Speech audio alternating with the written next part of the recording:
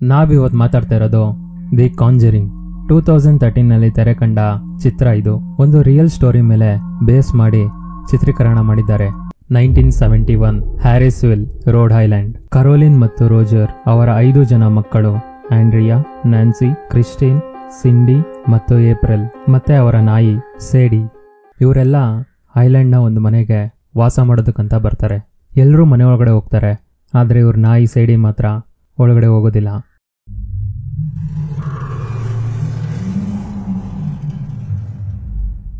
ಎಲ್ಲರೂ ಸೆಟಲ್ ಆಗ್ತಾ ಇರ್ತಾರೆ. ಆಗ ಏಪ್ರಿಲ್ಗೆ ಮನೆಯಿಂದ ಇರೋ ಮರದ ಕೆಳಗಡೆ ಒಂದು ಮ್ಯೂಸಿಕ್ ಬಾಕ್ಸ್ ಸಿಗುತ್ತೆ. ರಾತ್ರಿಯಲ್ಲಿ ಎಲ್ಲರೂ ಕ್ಲಾಪ್ ಆ್ಯಂಡ್ ಹೈಡ್ ಗೇಮ್ ಮಾಡ್ತಾ ಇರ್ತಾರೆ. ಆಗ ಅಕಸ್ಮಾತಾಗಿ ಕಟ್ಕೆ ಮುರಿದೋಗಿ ಇವರಿಗೆ ಒಂದು ಬೇಸ್ಮೆಂಟ್ಗೆ ಹೋಗೋ ದಾರಿ ಸಿಗುತ್ತೆ. ಬೇಸ್ಮೆಂಟ್ ಒಳಗಡೆ ತುಂಬ ಕತ್ಲಿರುತ್ತೆ. ರೋಜರ್ ಚೆಕ್ ಮಾಡಿದಾಗ ಆ ಬೇಸ್ಮೆಂಟಲ್ಲಿ ಪ್ರಾಚೀನ ವಸ್ತುಗಳು, ಪಿಯಾನೋ, ಈ ಥರ ತುಂಬ ಹಳೆಯ ವಸ್ತುಗಳಿರುತ್ತೆ. ಕರೋಲಿನ್ ಸಿಂಡಿ ಬಗ್ಗೆ ರೋಜರ್ ಹತ್ರ ಕೇಳ್ತಾಳೆ. ಆಗ ರೋಜರ್, ಏನೂ ತೊಂದರೆ ಇಲ್ಲ, ನಾನು ಅದನ್ನು ಹೊರಗಡೆ ಕಟ್ಟಾಕಿದ್ದೀನಿ ಅಂತ ಹೇಳ್ತಾನೆ. ಬೆಳಿಗ್ಗೆ ನಿಧಾನವಾಗಿ ಒಂದೊಂದೇ ವಿಷಯಗಳು ತಿಳಿತಾ ಹೋಗ್ತವೆ. ಕೆರೋಲಿನ್ ಕಾಲ್ ಮೇಲೆ ಒಂದು ಗಾಯದ ಗುರುತಾಗಿರುತ್ತೆ. ತುಂಬ ಚಳಿ ಇರುತ್ತೆ. ಮನೆಯ ಎಲ್ಲ ಗಡಿಯಾರಗಳು 3 ಗಂಟೆ 7 ನಿಮಿಷಕ್ಕೆ ನಿಂತೋಗಿರ್ತವೆ. ರಾತ್ರಿ ಟೈಮಲ್ಲಿ ಹಳ್ಸೋಗಿರೋ ಮಾಂಸದ ವಾಸನೆ ಬರ್ತಿರುತ್ತೆ ಅಂತ ಆಂಡ್ರಿಯಾ ಹೇಳ್ತಾ ಇರ್ತಾಳೆ. ಏಪ್ರಿಲ್ ಸೇಡಿನ ಹುಡ್ಕೊಂಡು ಹೊರಗಡೆ ಹೋಗ್ತಾಳೆ. ಆಗ ಒಂದು ವಿಚಿತ್ರವಾದ ಘಟನೆ ನಡೆದಿರುತ್ತೆ. ಸೇಡಿ ನಾಯಿನ ಯಾರೋ ಸಾಯಿಸ್ಬಿಟ್ಟಿರ್ತಾರೆ. ಚಾಪ್ಟರ್ 2, ದೆವ್ವದ ಕಾಟ. ಕ್ರಿಸ್ಟಿನ್ ಮಲಗಿದ್ದಾಗ ಯಾರೋ ಅವಳನ್ನ ಕಾಲನ್ನ ಎಳೆದೋ ಥರ ಆಗುತ್ತೆ. ಮತ್ತೆ ರೂಮ್ ತುಂಬ ಚಳಿ ಆಗ್ತಾ ಇರುತ್ತೆ. ರೋಜರ್ ಟಿವಿ ನೋಡ್ತಾ ಕೆಳಗಡೆ ಮಲ್ಕೊಂಡಿರ್ತಾನೆ. ಡೋರ್ ಅದಾಗದೆ ಕ್ಲೋಸ್ ಆಗುತ್ತೆ, ಓಪನ್ ಆಗುತ್ತೆ. ರೋಜರ್ ಏನದು ಅಂತ ಚೆಕ್ ಮಾಡೋದಕ್ಕೆ ಹೋಗ್ತಾನೆ. ಡೋರ್ ಹೊರಗಡೆ ಯಾರೂ ಇರೋದಿಲ್ಲ. ಆಗ ಡೋರ್ ಲಾಕ್ ಮಾಡಿಕೊಂಡು ಸ್ವಲ್ಪ ದೂರ ಬರ್ತಾನೆ. ಮತ್ತೆ ಅದೇ ಸೌಂಡು, ಆದರೆ ಈ ಸರಿ ಆಂಡ್ರಿಯಾ ರೂಮಿಂದ ಬರ್ತಾ ಇರುತ್ತೆ. ಆಗ ಲವ್ ಚೆಕ್ ಮಾಡ್ತಾನೆ. ಸಿಂಡಿ ಸ್ಲೀಪ್ ವಾಕ್ ಮಾಡಿಕೊಂಡು ಒಂದು ಕಬೋರ್ಡ್ಗೆ ತಲೆ ಚೆಚ್ಕೊತಾ ಇರ್ತಾಳೆ. ಕರೋಲಿನ್ ಬೆನ್ನ ಮೇಲೆ ಮತ್ತೆ ತುಂಬ ಕಡೆ ಆ ಗಾಯದ ಗುರುತುಗಳು ಕಾಣಿಸ್ತಾ ಇರುತ್ತೆ. ಪಾರಿವಾಳಗಳು ಇವ್ರ ಮನೆ ಮೇಲೆ ಹಾರೋಗ್ಬೇಕಾರೆ ತುಂಬ ತಲೆ ಎಲ್ಲ ನುಲ್ಚ್ಕೊಂಡು ಕೆಳಗಡೆ ಬಿದ್ದು ಸಾಯ್ತಾ ಇರ್ತವೆ. ಕರೋಲಿನ್ ಮಕ್ಕಳನ್ನೆಲ್ಲ ಸ್ಕೂಲಿಗೆ ಕಳಿಸಿ ಏಪ್ರಿಲ್ ರೂಮ್ ಹತ್ರ ಹೋಗ್ತಾ ಇರ್ತಾಳೆ. ಆಗ ಏಪ್ರಿಲ್ ಒಬ್ಳೇ ರೂಮಲ್ಲಿ ಕೂತ್ಕೊಂಡು ಯಾರ ಜೊತೆನೋ ಮಾತಾಡ್ತಿರ್ತಾಳೆ. ಕರೋಲಿನ್ ಕೇಳಿದಾಗ, ನಾನು ನನ್ನ ಫ್ರೆಂಡ್ ರೋಯಿ ಜೊತೆ ಮಾತಾಡ್ತಾ ಇದ್ದೀನಿ ಅಂತ ಹೇಳ್ತಾಳೆ. ಆದರೆ ಅಲ್ಲಿ ಯಾರೂ ಇರೋದಿಲ್ಲ. ಯಾರ ರೋಯಿ ಅಂತ ಕೇಳಿದಾಗ ಮ್ಯೂಸಿಕ್ ಬಾಕ್ಸ್ ಕೊಟ್ಟು, ಇದನ್ನು ಪ್ಲೇ ಮಾಡಮ್ಮ, ಮ್ಯೂಸಿಕ್ ಬಾಕ್ಸಲ್ಲಿ ಒಂದು ಮಿರರ್ ಇದೆ, ಪ್ಲೇ ಮಾಡ್ತಾ ಮಿರರಲ್ಲಿ ನೋಡು, ಆವಾಗ ರಾಯ್ ಕಾಣಿಸ್ತಾನೆ ಅಂತ ಹೇಳ್ತಾಳೆ. ಇವಳು ಪ್ಲೇ ಮಾಡ್ತಾಳೆ. ಮಿರರಲ್ಲಿ ಯಾರೂ ಕಾಣಿಸೋದಿಲ್ಲ. ರೋಜರ್ಗೆ ಕೆಲ್ಸದ ಮೇಲೆ 1 ವಾರ ಹೊರಗಡೆ ಹೋಗ್ಬೇಕಾಗಿರುತ್ತೆ. ಅವನು ಕೆಲ್ಸದ ಮೇಲೆ ಹೋಗ್ತಾನೆ. ಈಗ ದೆವ್ವದ ಕಾಟ ತುಂಬ ಜಾಸ್ತಿ ಆಗುತ್ತೆ ಮನೆಯಲ್ಲಿ. ಕರೋಲಿನ್ ನೈಟು ಟ್ಯಾಬ್ಲೆಟ್ ತೊಗೊತಾ ಇರ್ತಾಳೆ. ಆಗ ಮಕ್ಕಳೆಲ್ಲ ಆಟ ಆಡೋ ಶಬ್ದ ಕೇಳುತ್ತೆ. ಇವ್ರು ಇನ್ನೂ ಎದ್ದಿದ್ದಾರಲ್ಲ ಅಂತ ಕೆಳಗಡೆ ಬಂದು ಚೆಕ್ ಮಾಡ್ತಾಳೆ. ಎಲ್ಲರೂ ಮಲಗಿರ್ತಾರೆ.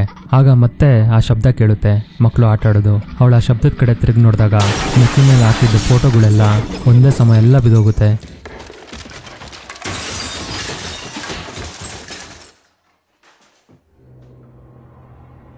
ಇವಳಿಗೆ ಕೋಪ ಬರುತ್ತೆ, ಭಯ ಆಗುತ್ತೆ.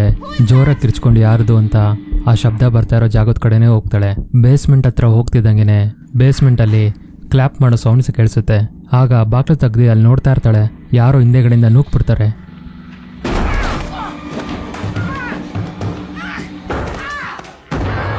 ಅವಳು ಬೇಸ್ಮೆಂಟ್ ಒಳಗಡೆ ಬಿದ್ದೋಗ್ತಾಳೆ. ಬೇಸ್ಮೆಂಟಲ್ಲಿ ತುಂಬ ಕತ್ಲೆ ಇರುತ್ತೆ. ಇವಳು ಮ್ಯಾಚ್ ಬಾಕ್ಸ್ನ ಲೈಟ್ ಮಾಡ್ತಾಳೆ. ಲೈಟ್ ಮಾಡಿ ಇಟ್ಕೊಂಡಿದ್ದಾಗ ಯಾವುದೋ ಕೈಗಳು ಹಿಂದೆಯಿಂದ ಬಂದು ಅವಳ ಕಿವಿ ಹತ್ರ ಕ್ಲಾಪ್ ಮಾಡುತ್ತೆ. ಇವಳಿಗೆ ತುಂಬ ಭಯ ಹೋಗುತ್ತೆ. ಬೇಸ್ಮೆಂಟಿಂದ ಹೊರಗಡೆ ಹೋಗ್ಬೇಕು ಅಂತ ಬಾಕ್ಲ ಹತ್ರ ಹೋಗ್ತಾಳೆ. ಆದರೆ ಬಾಕ್ಲು ಕ್ಲೋಸ್ ಆಗೋಗಿರುತ್ತೆ. ಜೋರಾಗಿ ಕಿರ್ಚ್ತಾ ಇರ್ತಾಳೆ.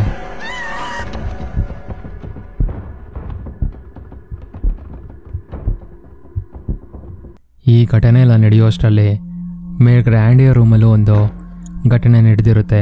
ಮತ್ತೆ ಸಿಂಡಿ ಸ್ಲೀಪ್ ವಾಕ್ ಮಾಡಿಕೊಂಡು ಆಂಡಿಯ ರೂಮ್ ಒಳಗಡೆ ಬಂದಿರ್ತಾಳೆ. ಕಬೋರ್ಡ್ ಹತ್ರ ತಲೆ ಚಚ್ಕೊತಾ ಇರ್ತಾಳೆ. ಆಂಡ್ರಿಯಾ ಅದನ್ನ ನೋಡಿ ಅವಳನ್ನ ಸೈಡಿಗೆ ಕರ್ಕೊಂಬಂದು ಮಂಚದ ಮೇಲೆ ಮಲಗಿಸ್ತಾಳೆ.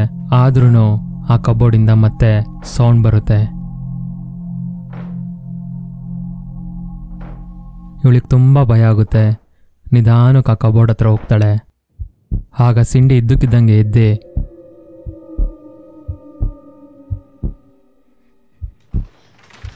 ಮೇಲ್ಗಡೆ ನೋಡ್ತಾ ಇರ್ತಾಳೆ. ಆಂಡ್ರಿಯಾ ಭಯದಿಂದ ಆ ಕಬೋರ್ಡ್ ಮೇಲೆ ನೋಡ್ತಾಳೆ. ಅಲ್ಲಿ ಒಂದು ದೆವ್ವ ಕೂತಿರುತ್ತೆ. ದೆವ್ವ ಆಂಡ್ರಿಯಾ ಮೇಲೆ ಎದುರು ಬಿಡುತ್ತೆ. ಸಿಂಡಿ ಕಿರ್ಚ್ಕೊಂತಾ ಇರ್ತಾಳೆ. ಕೆಳಗಡೆ ನೋಡಿದ್ರೆ ಅವರಮ್ಮ ಬೇಸ್ಮೆಂಟಲ್ಲಿ ಕಿರ್ಚ್ಕೊಂತಾ ಇರ್ತಾಳೆ.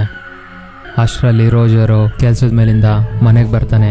ಸೌಂಡ್ ಕೇಳಿಸ್ಕೊಂಡು ಅವನು ಓಡೋಗಿ ಕ್ಯಾರೋಲಿನ್ನ ಬೇಸ್ಮೆಂಟ್ ಬಾಕ್ಲು ಓಪನ್ ಮಾಡಿ ಕಾಪಾಡ್ತಾನೆ. ಮತ್ತೆ ಮೇಗಡೆ ಹೋಗಿ ನೋಡ್ತಾನೆ. ಆಂಡ್ರಿಯಾ ರೂಮಲ್ಲಿ ಆಂಡ್ರಿಯಾ ಒಬ್ಳೆ ನೆಲದ ಮೇಲೆ ಬಿದ್ದು ಒದ್ದಾಡ್ತಿರ್ತಾಳೆ. ಆದರೆ ಯಾರೂ ಇರೋದಿಲ್ಲ. ಆವಾಗ ಇವ್ರ ಫ್ಯಾಮಿಲಿಗೆಲ್ಲ ಗೊತ್ತಾಗುತ್ತೆ ಈ ಮನೇಲಿ ಏನೋ ಸಮಸ್ಯೆ ಇದೆ ಅಂತ. ಚಾಪ್ಟರ್ 3 ಎಡ್ ಮತ್ತೆ ಲೊರೇನ್. ಕರೋಲಿನ್ ಹೆಡ್ ಮತ್ತೆ ಲೊರೇನ್ನ ಮೀಟ್ ಮಾಡ್ತಾಳೆ. ಮೀಟ್ ಮಾಡಿ ಅವ್ರ ಮನೇಲಿ ನಡೀತಾ ಇರೋ ಸಮಸ್ಯೆ ಬಗ್ಗೆ ಎಲ್ಲ ಹೇಳ್ತಾಳೆ. ಹಾಗೆ ಆ ಮನೇಲಿ 5 ಜನ ಹೆಣ್ಮಕ್ಳಿದ್ದಾರೆ ಅಂತ ಹೇಳ್ತಾಳೆ.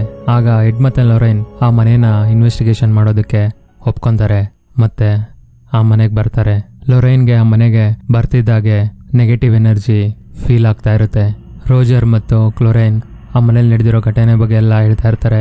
ತುಂಬಾ ಚಳಿ ಇದೆ ಆ ಮನೇಲಿ, ಮತ್ತೆ ರಾತ್ರಿ ಹೊತ್ತು ಕೆಟ್ಟ ಮಾಂಸದ ವಾಸನೆ ಬರುತ್ತೆ ಅಂತ ಹೇಳ್ತಾರೆ. ಆಗ ಹೆಡ್ ಕೆಟ್ಟ ವಾಸನೆ ಅಂದ್ರೆ ಖಂಡಿತ ಇಲ್ಲಿ ದೆವ್ವ ಇದೆ ಅಂತ ಹೇಳ್ತಾನೆ. ಎಲ್ಲ ರೂಮ್ಗಳು ಇನ್ವೆಸ್ಟಿಗೇಟ್ ಮಾಡ್ತಾ ಇರ್ತಾರೆ. ಆಗ ಬೇಸ್ಮೆಂಟ್ ಕೆಳಗಡೆ ಹೋಗ್ತಾರೆ. ಬೇಸ್ಮೆಂಟ್ ಅಲ್ಲಿ ಹೋದಾಗ ಲೊರೇನ್ಗೆ ತುಂಬಾ ಶಬ್ದಗಳು ಕೇಳಿಸ್ತಾ ಇರುತ್ತೆ. ಆಗ ಅವಳಿಗೆ ಗೊತ್ತಾಗೋದು ಇಲ್ಲೊಂದು ಭಯಂಕರವಾದ ಘಟನೆ ನಡೆದಿದೆ ಅಂತ. ಮತ್ತೆ ಹಾಗೆ ಮನೆಯಿಂದ ಹೋಗ್ತಾರೆ. ಒಂದು ನದಿ ಇರುತ್ತೆ. ಆ ನದಿ ಹತ್ರ ಒಂದು ಮರ ಇರುತ್ತೆ. ಆ ನದಿ ಹತ್ರ ಹೋಗ್ತಿದ್ದಾಗನೆ ಲೊರೇನ್ಗೆ ಮತ್ತೆ ಶಬ್ದಗಳು ಕೇಳಿಸ್ತಾ ಇರುತ್ತೆ. ಆಗ ಅವಳು ಮೆಲ್ಲಗೆ ಹಿಂದೆ ತಿರುಗಿ ನೋಡ್ತಾಳೆ. ಆಗ ಆ ಮರದ ಕೊಂಬೆಗೆ ಒಂದು ದೇಹ ನೇಣಾಕೊಂಡು ನೇತಾಡ್ತಾ ಇರುತ್ತೆ. ಲೊರೇನ್ ಫ್ಯಾಮಿಲಿಗೆ ನೀವು ಈ ಮನೆ ಬಿಟ್ಟೋದ್ರೂ ನಿಮ್ನ ದುಷ್ಟಶಕ್ತಿಗಳು ಬಿಡೋದಿಲ್ಲ. ಅದೆಲ್ಲ ನಿಮ್ಮ ಬೆನ್ನಿಗೆ ಬಿದ್ದಿದ್ದಾವೆ. ಅದು ನಿಮ್ಮ ಅಂಶಗಳನ್ನ ಕುಡಿಯುತ್ತಾ ಬದುಕ್ತಾ ಇದ್ದಾವೆ ಅಂತ ಹೇಳ್ತಾರೆ. ನೀವಿದ್ರಿಂದ ಪಾರಾಗ್ಬೇಕಂದ್ರೆ ಭೂತ ಉಚ್ಚಾಟನೆ ಆಗ್ಲೇಬೇಕು. ಪ್ರೈಸ್ಟ್ ಬರಬೇಕು. ಅವರಿಗೆ ಬಲವಾದ ಸಾಕ್ಷಿಗಳು ಬೇಕು. ಆ ಸಾಕ್ಷಿಗಳನ್ನ ನಾನು ಮತ್ತೆ ನಮ್ಮ ಟೀಮ್ ಬಂದು ಸಂಗ್ರಹಣೆ ಮಾಡ್ತೀವಿ ಅಂತ ಹೇಳಿ ಹೋಗ್ತಾರೆ. ಚಾಪ್ಟರ್ 4 ಬತ್ಶೀಬಾ. ಹೆಡ್ ಮತ್ತೆ ಲೊರೇನ್ ಆ ಮನೆಯ ಬ್ಯಾಕ್ ಸ್ಟೋರಿ ಬಗ್ಗೆ ತಿಳ್ಕೊಳ್ಳೋದಕ್ಕೆ ಪ್ರಯತ್ನ ಪಡ್ತಾರೆ. ಆ ಫಾರ್ಮ್ ಹೌಸ್ ಕಟ್ಟಿರೋದು 1863. ಜೆಟ್ಸನ್ ಅನ್ನೋ ಒಬ್ಬ ಶ್ರೀಮಂತ ಆ ಮನೆನ ಕಟ್ಟಿರ್ತಾನೆ. ಅವನು ಬತ್ಶೀಬಾ ಅನ್ನೋಳನ್ನ ಮದ್ವೆ ಆಗ್ತಾನೆ. ಅಲ್ಲಿಂದನೇ ಸಮಸ್ಯೆಗಳು ಶುರು ಆಗುತ್ತೆ. ಬತ್ಶೀಬಾ ತನ್ನ ಸ್ವಂತ ಮಗುನೇ ವಾಮಾಚಾರದ ಪ್ರಯೋಗದಲ್ಲಿ ಬಲಿ ಕೊಟ್ಟು ಜೆಟ್ಸನ್ ಕೈಲಿ ಸಿಗಾಕೊಂಡ್ಬಿಡ್ತಾಳೆ. ಆಗ ಅವಳು ಆ ಮನೆಯಿಂದ ಇರೋ ಮರದ ಮೇಲತ್ತಿ ಒಂದು ಶಾಪ ಕೊಡ್ತಾಳೆ. ಈ ಎಸ್ಟೇಟ್ನ ಯಾರು ತಗೊಂಡ್ರು ಅವ್ರನ್ನ ಬಿಡೋದಿಲ್ಲ ಅಂತ ಹೇಳಿ ನೇಣಾಕೊಂಡು ಸತ್ತೋಗ್ತಾಳೆ. ಮುಂದೆ ಆ ಜಾಗನ ವಾಲ್ಕರ್ ಮತ್ತು ಅವಳ ಮಗ ರಾಯಿ ತಗೊಳ್ತಾರೆ. ರಾಯಿ ನಿಗೂಢವಾಗಿ ನಾಪತ್ತೆಯಾಗಿ ಹೋಗ್ತಾನೆ. ವಾಲ್ಕರ್ ಅವಳೆ ಚಾಕು ತಗೊಂಡು ಚುಚ್ಕೊಂಡು ಸತ್ತೋಗಿರ್ತಾಳೆ. ಅಷ್ಟೇ ಅಲ್ಲ, ಆ 200 ಎಕರೆ ಎಸ್ಟೇಟ್ನ ಭಾಗಗಳು ಮಾಡಿ ತುಂಬ ಜನಕ್ಕೆ ಹಂಚಿರ್ತಾರೆ. ಆ ಹಂಚಿರೋ ಮನೆಗಳಲ್ಲೆಲ್ಲ ಸಾವಾಗೋಗಿರುತ್ತೆ. ಯಾರೂ ಬದುಕಿರೋದಿಲ್ಲ. ಬತ್ಶೀಬಾ ಆ ಜಾಗನ ಯಾರ್ಯಾರು ತೊಗೊಂತಾರೋ ಅವ್ರನ್ನೆಲ್ಲ ಸಾಯಿಸ್ಬಿಟ್ಟಿರ್ತಾಳೆ.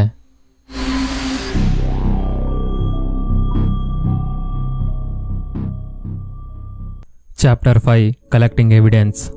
ಹೆಡ್ ಮತ್ತು ಲೊರೇನ್ ಅವರ ಟೀಮ್ ಜೊತೆ ಆ ಎಸ್ಟೇಟ್ಗೆ ಬರ್ತಾರೆ. ಆ ಟೀಮ್ನಲ್ಲಿ ಡ್ರ್ಯೂ, ಆಫೀಸರ್ ಬ್ರ್ಯಾಡ್ ಇರ್ತಾರೆ. ಇವರು ಮನೆಯ ಎಲ್ಲ ಜಾಗದಲ್ಲೂ ಕ್ಯಾಮ್ರಾ, ಮೈಕ್ರೋಫೋನ್ ಮತ್ತು ಥರ್ಮೋಸ್ಟ್ಯಾಟ್ನ ಇಡ್ತಾರೆ. ಥರ್ಮೋಸ್ಟ್ಯಾಟ್ ಏನ್ ಮಾಡುತ್ತೆ ಅಂದ್ರೆ ಟೆಂಪರೇಚರ್ ಇದ್ದಕ್ಕಿದ್ದಂಗೆ ಕಮ್ಮಿ ಆದಾಗ ಕ್ಯಾಮ್ರಾ ಮೂಲಕ ಫೋಟೋ ತೆಗೆಯುತ್ತೆ ಆಟೋಮೆಟಿಕ್ ಆಗಿ.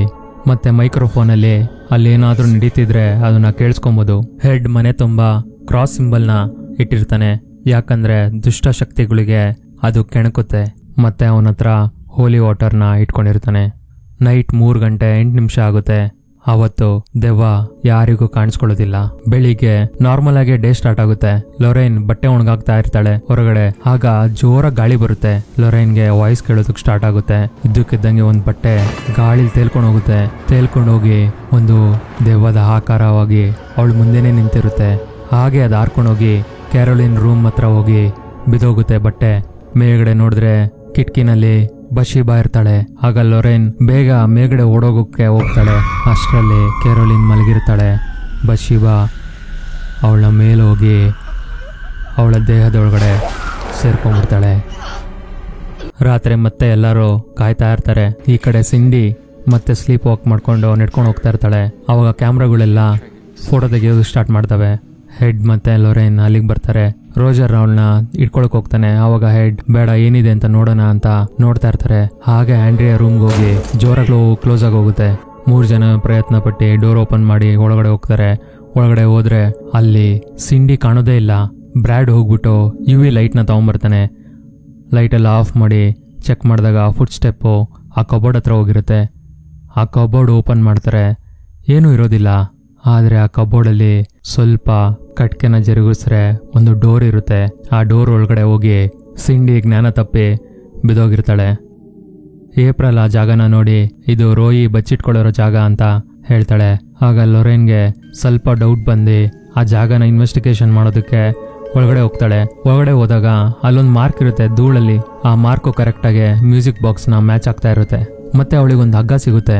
ಅದು ಬೇರೆ ಯಾವುದೂ ಅಲ್ಲ, ಬಶೀಬಾ ನೇಣಾಕೊಂಡಿರ್ತಾಳಲ್ಲ ಅದೇ ಹಗ್ಗ. ಅದನ್ನ ನೋಡ್ತಾ ಇರ್ತಾಳೆ.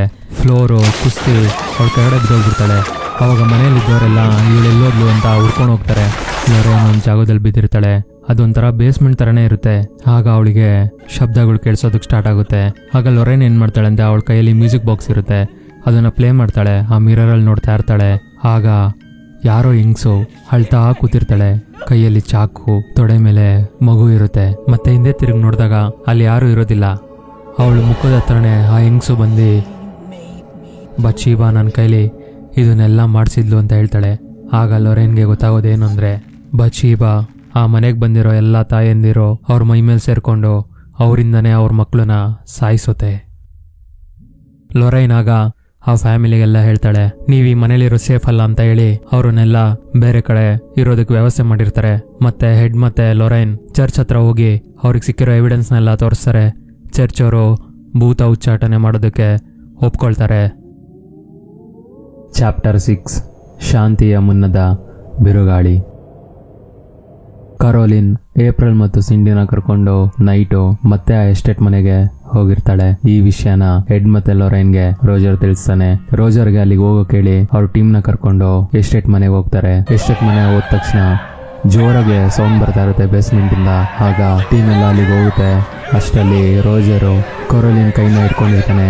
ಅವಳ ಕೈಯಲ್ಲಿ ಒಂದು ಕತ್ರಿ ಇರುತ್ತೆ. ಆ ಕತ್ರಿಯಿಂದ ಸಿಂಡಿನ ಸಾಯಿಸೋದಕ್ಕೆ ಹೋಗ್ತಾ ಇರ್ತಾಳೆ. ಹಾಗೆ ಇವರೆಲ್ಲ ತಡೆದು ಸಿಂಡಿನ ಕರ್ಕೊಂಡೋಗಿ ಡ್ರೂ ಕಾರ್ ಒಳಗಡೆ ಕೂರಿಸ್ತಾನೆ. ಮತ್ತೆ ಏಪ್ರಿಲ್ ನೋಡ್ಕೊಂಡು ಡ್ರೂ ಮನೆಯೆಲ್ಲ ಓಡಾಡ್ತಾ ಇರ್ತಾನೆ. ಟೀಮ್ ಎಲ್ಲ ಸೇರಿ ಕರೋಲಿನ್ನ ಹೊರಗಡೆ ಕರ್ಕೊಂಬರಕ್ ಟ್ರೈ ಮಾಡ್ತಾರೆ. ಹೊರಗಡೆ ಬರ್ತಾ ಇದ್ದಾಗೆ ಕರೋಲಿನ್ ದೇಹ ಎಲ್ಲ ಸುಟ್ಟೋಗಕ್ ಸ್ಟಾರ್ಟ್ ಆಗುತ್ತೆ. ಆಗ ಲೊರೇನ್ ಇವಳನ್ನ ಹೊರಗಡೆ ಕರ್ಕೊಂಬಂದ್ರೆ ಅವಳು ಸತ್ತೋಗ್ತಾಳೆ ಅಂತ ಹೇಳಿ ಮತ್ತೆ ಬೇಸ್ಮೆಂಟ್ಗೆ ಹೋಗ್ಬಿಡುತ್ತೆ. ಕರೋಲಿನ್ನ ಬೇಸ್ಮೆಂಟ್ ಒಳಗಡೆ ಚೇರಲ್ಲಿ ಕಟ್ಟಾಕ್ಬಿಟ್ಟಿರ್ತಾರೆ ಟೀಮ್ ಎಲ್ಲ ಸೇರಿ. ಆದ್ರೆ ಕರೋಲಿನ್ನ ತಡೆಯೋದಕ್ಕೆ ಆಗ್ತಾ ಇರಲ್ಲ, ಜೋರಾಗಿ ಕಿರಿಸ್ತಾ ಇರ್ತಾಳೆ.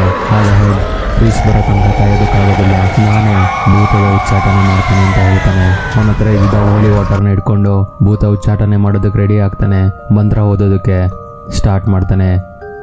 ಆಗ ಕರೋಲಿನ್ ಇದ್ದ ಚೇರು ಗಾಳಿಲಿ ಹಾಗೇ ತೇಲುತ್ತೆ. ಜೋರಾಗಿ ಕಿರಿಸ್ತಾ ಇರುತ್ತೆ. ನಿನ್ನ ಮುಖನ ತೋರಿಸು ಅಂತ ಹೆಡ್ ಹೇಳಿದಾಗ ಬಶೀಬಾ ಮುಖ ಭಯಂಕರವಾಗಿದ್ದ ಆ ಮುಖ ನೋಡಿ ಎಲ್ಲರೂ ಭಯ ಪಡ್ತಾರೆ. ಅಷ್ಟರಲ್ಲಿ ಮನೆ ಸುತ್ತ ಕಾಗೆಗಳು, ಪಾರಿವಾಳ ಇವ್ರ ಮಂತ್ರ ಓದ್ಬೇಕಾರೆ ಪಕ್ಷಿಗಳೆಲ್ಲ ಕಿಟಕಿ, ಕಾರಿನ ಕಿಟಕಿ, ಮನೆ ಕಿಟಕಿ ಮತ್ತೆ ಬೇಸ್ಮೆಂಟಲ್ಲಿದ್ದ ಒಂದು ಕಿಟಕಿಯಿಂದ ಬಂದು ಹೆಡ್ ಮೇಲೆ ಅಟ್ಯಾಕ್ ಮಾಡುತ್ತೆ. ಹೆಡ್ ಮಂತ್ರ ಓದೋದನ್ನ ಸ್ಟಾಪ್ ಮಾಡ್ಬಿಡ್ತಾನೆ. ಆಗ ಚೇರು ಮೇಲ್ಗಡೆ ಹೋಗಿ ಉಲ್ಟಾ ಆಗಿ ಕೆಳಗಡೆ ಬಿದ್ದು ಬಶೀಬಾ ತಪ್ಪಿಸ್ಕೊಂಡ್ಬಿಡ್ತಾಳೆ. ಟೀಮ್ ಎಲ್ಲ ಹೋಗಿ ಅವಳನ್ನ ಹಿಡ್ಕೊಂಡಿರ್ತಾರೆ. ಅಷ್ಟರಲ್ಲಿ ಡ್ರೂ ಏಪ್ರಿಲ್ ಸಿಕ್ಕಿರೋ ಜಾಗನ ಹೇಳ್ಬಿಡ್ತಾನೆ. ಅದು ಗೊತ್ತಾಗ್ತಿದ್ದಂಗೆ ಬಶೀಬಾ ಕತ್ರಿ ಎತ್ಕೊಂಡು ಅವಳನ್ನ ಸಾಯಿಸೋದಕ್ಕೆ ಹೋಗ್ಬಿಡ್ತಾಳೆ. ಬಶೀಬಾ ಇನ್ನೇನು ಏಪ್ರಿಲ್ನ ಬಲಿ ತಗೋಬೇಕು. ಅಷ್ಟರಲ್ಲಿ ಹೆಡ್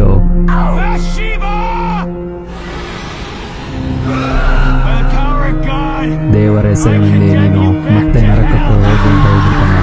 ಆಗ ಕರೋಲಿನ್ ಆತ್ಮಕ್ಕೆ ತುಂಬಾ ಶಕ್ತಿ ಬಂದು ಬಶೀಬಾ ಆತ್ಮಗಿಂತ ಶಕ್ತಿಯಾಗಿ ಬಶೀಬಾ ಹೊರಗಡೆ ಬಂದ್ಬಿಡ್ತಾಳೆ. ಕರೋಲಿನ್ ಆಗ ಸರಿ ಹೋಗ್ತಾಳೆ.